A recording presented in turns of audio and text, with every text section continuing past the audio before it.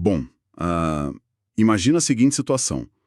Um ex-chefe de inteligência brasileiro, que acabou de ser condenado a mais de 16 anos de prisão, consegue, fugir pela fronteira da Amazônia. Uhum. O que já parece roteiro de cinema, né? Totalmente. E aí ele voa para Miami usando um passaporte diplomático perfeitamente válido. Só para ser detido meses depois, mas não pelo FBI, sabe? Não por uma daquelas equipes táticas de elite. Nossa, sim, coordenando uma mega operação global. Exato. Ele é detido possivelmente por causa de, sei lá, uma infração de trânsito banal e uma irregularidade de papelada na Flórida. O tipo de desfecho que subverte completamente qualquer expectativa que a gente tem sobre como o poder e a justiça internacional operam, né? Com certeza. A gente é meio que treinado para esperar grandes perseguições de helicóptero, mas a realidade é que o destino de figuras políticas de alto escalão muitas vezes é decidido ali na fila de uma repartição pública mesmo. É impressionante. E é exatamente essa colisão frontal, sabe, entre a alta diplomacia e a burocracia de guichê que a gente vai analisar no mergulho de hoje. Certo, e nós temos muito material para cobrir. Muito. As fontes que nós temos aqui sobre a mesa incluem reportagens super aprofundadas da CNN Brasil, O Tempo, Agência Brasil, Infomoney, UOL. Tem também a cobertura do Migalhas, da revista Veja e do Metrópolis, né? Isso. E o foco dessa nossa missão hoje é desvendar o caso do ex-diretor da ABIN e ex-deputado federal Alexandre Ramagem.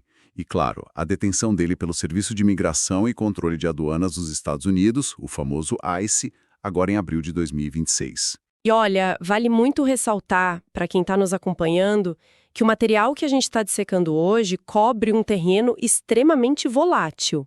Uhum. As fontes trazem alegações bem pesadas, sabe? Sobre tentativas de golpe de Estado, perseguição institucional, uso político da justiça. Esse é um ponto fundamental antes da gente mergulhar de cabeça nisso. Um aviso muito claro para quem nos escuta. Por favor. O nosso objetivo aqui não é de forma alguma tomar partido ou julgar o mérito político da condenação dele no STF, tá? As fontes cobrem um espectro gigantesco de opiniões políticas. Sim, de todos os lados possíveis. E a nossa missão é estrita e puramente imparcial. A gente quer relatar os fatos, entender o xadrez legal internacional e trazer as narrativas exatamente como elas constam no material original. Perfeito. É focar nos mecanismos, né? Exatamente, focado nisso. Então, a premissa que vai guiar a nossa conversa é a seguinte: como é que o sistema jurídico internacional permite que alguém fuja de uma condenação tão grande e acabe sob a custódia de uma agência de imigração americana? Bom, para entender isso, a gente precisa olhar primeiro para a natureza dessa agência, o ICE, que efetuou a detenção dele lá em Orlando. Certo. Vamos desempacotar isso aqui.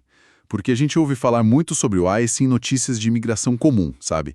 Gente tentando cruzar a fronteira, trabalhadores sem visto. Um noticiário tradicional. Mas como esse processo administrativo funciona para alguém do alto escalão?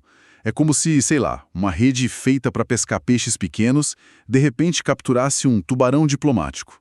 O que o ICE está investigando de fato? Então, o que é fascinante aqui é que quando lemos que o ICE deteve uma figura pública internacional, a nossa primeira presunção é de que se trata de uma operação criminal, né? Sim, que ele está sendo preso pelos crimes cometidos no Brasil. Mas não é. A jurisdição do ICE, nesse primeiro contato, é de natureza puramente administrativa e civil. Eles são focados na situação legal da pessoa no país. Mas espera aí. Se ele está com um mandado de prisão de um tribunal superior no Brasil e é, tecnicamente, um foragido internacional, por que a custódia fica com o ICE e não com o FBI ou os US Marshals, que lidam com criminosos de alta periculosidade? Porque do ponto de vista imediato do sistema doméstico americano ali na rua, a violação que coloca ele no radar da patrulha local não é o crime do Brasil, é o papel que ele carrega no bolso. Ah, entendi. O sistema do ICE opera de uma forma muito binária, sabe? A pergunta deles é: existe uma permissão ativa para esse indivíduo estar no solo da Flórida neste minuto? Sim ou não, basicamente. Exato. E se a resposta for não, talvez porque o visto expirou ou o passaporte foi cancelado, a infração é imigratória. O ICE não quer provar a trama golpista. Eles querem provar que ele não tem o direito de estar nos Estados Unidos. E a consequência disso é a deportação. Caramba, o que parece uma abordagem quase simplista para um caso tão denso, né? Muito. Mas é assim que a engrenagem roda. Mas olha, essa prisão administrativa não faz o menor sentido a menos que a gente olhe para a brecha enorme que ele usou para entrar lá em primeiro lugar. Sim, a viagem em si. Como é que alguém condenado consegue apresentar um documento válido na imigração americana e simplesmente entrar? Pois é. Isso nos obriga a voltar no tempo para setembro de 2025, que é exatamente quando ocorreu o descompasso entre a justiça e a burocracia. O fatídico mês de setembro, que foi o mesmo dia em que o ministro Alexandre de Moraes, do STF, votou pela condenação dele, né? Exato. E as fontes detalham que a primeira turma formou maioria e condenou ele a 16 anos, 1 mês e 15 dias de prisão. Em regime fechado, é importante pontuar. Regime fechado. Por envolvimento no que as reportagens chamam de trama golpista de 2025. Os crimes listados são organização criminosa e abolição violenta do Estado de Direito. E ali mesmo já foi decretada a prisão preventiva, né? E a proibição de sair do país. Sim, e foi exatamente nesse mesmo dia que a roda de fuga clandestina dele começou. E não foi pegando um voo no aeroporto de Guarulhos onde o sistema ia apitar. De jeito nenhum. As informações da Polícia Federal mostram uma rota terrestre bem específica. Muito específica. Ele não passou por nenhum posto migratório oficial do Brasil. As fontes dizem que ele viajou de carro lá para o extremo norte, até Bonfim, em Roraima. Fronteira seca ali, né? Isso. E cruzou a fronteira terrestre para Guiana. E tem um detalhe que a PF prendeu suspeitos de ajudar ele nessa logística, incluindo o filho de um garimpeiro da região. O que já mostra toda uma rede de apoio informal. Totalmente. Aí da Guiana ele foi para o aeroporto da capital Georgetown e de lá pegou um voo para Miami. E aí chegamos no ponto cego que você mencionou. A chegada nos Estados Unidos. Sim. As fontes dizem que ele entrou usando um passaporte diplomático. Mas espera um pouco. Como? É a pergunta de $1 milhão. Se ele estava fugindo de uma condenação colossal do STF naquele dia, como esse documento de diplomata ainda era válido para o agente americano no guichê? Então, isso expõe uma vulnerabilidade sistêmica que é fascinante de analisar.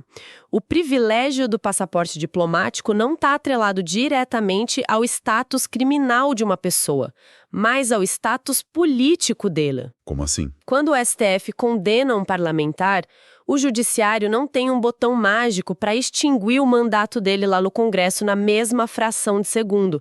Temos a separação dos poderes. Ah, claro. Deixa eu ver se consigo criar um paralelo para quem nos ouve visualizar isso melhor. É como se fosse uma grande empresa, certo? Manda analogia. O departamento de RH, que aqui seria o STF, decide que o funcionário está demitido por justa causa hoje. Tá, emitiram a ordem. Mas o departamento de TI, que seria a Câmara dos Deputados, é quem precisa entrar no sistema e desativar o crachá físico da pessoa.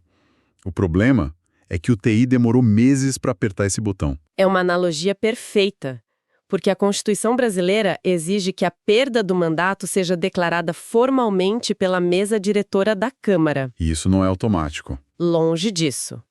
Embora ele tenha fugido e a ordem do STF tenha saído em setembro, a Câmara dos Deputados só declarou a cassação oficial do mandato dele no dia 18 de dezembro de 2025. Nossa, mais de 3 meses depois. Mais de 3 meses.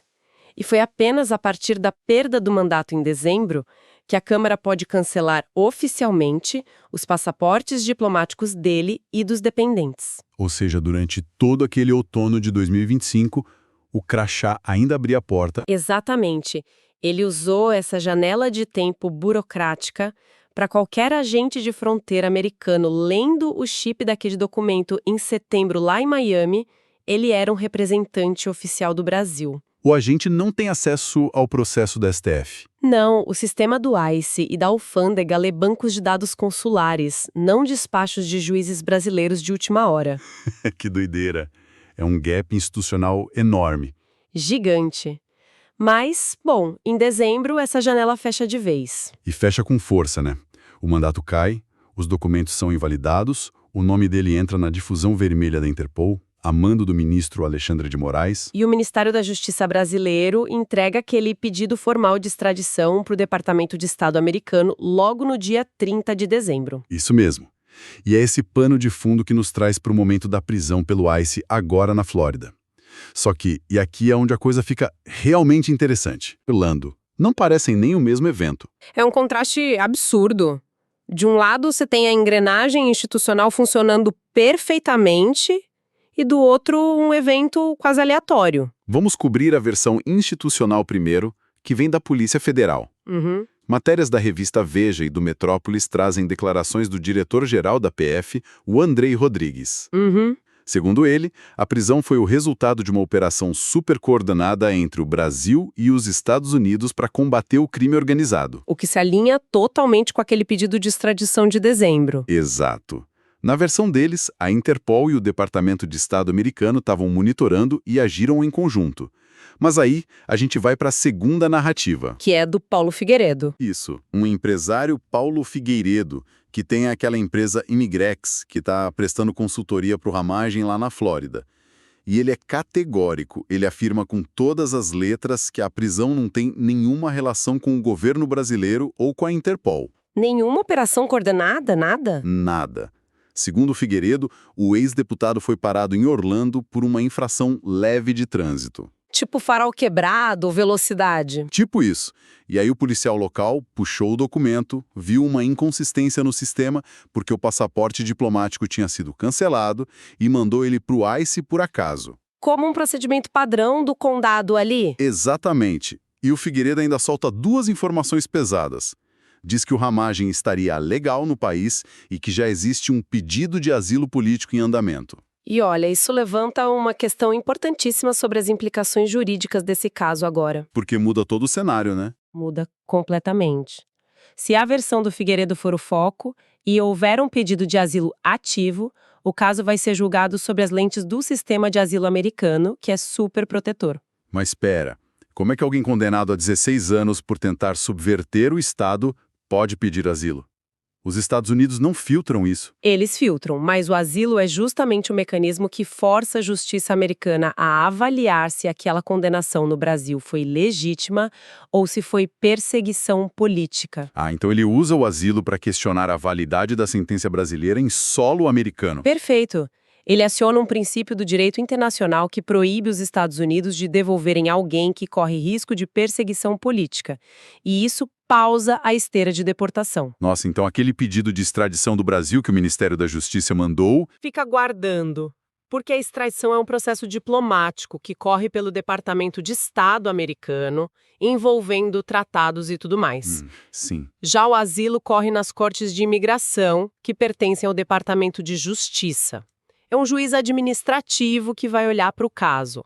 É um choque de duas burocracias diferentes dentro dos próprios Estados Unidos. E a defesa argumenta que o crime foi puramente político, o que historicamente bloqueia extradições em tratados bilaterais, né? Exatamente. Enquanto as autoridades brasileiras vão bater na tecla da organização criminosa armada, que é um crime comum e passível de extradição, a defesa vai usar o asilo como escudo, dizendo que é um processo puramente político. É uma queda de braço gigantesca. E pode levar meses, se não anos, para ser resolvida nas cortes americanas. O que é um resumo perfeito para o cenário todo que a gente explorou hoje, né? Sim, é de perder o fôlego. A gente viu a queda de uma figura proeminente da inteligência brasileira.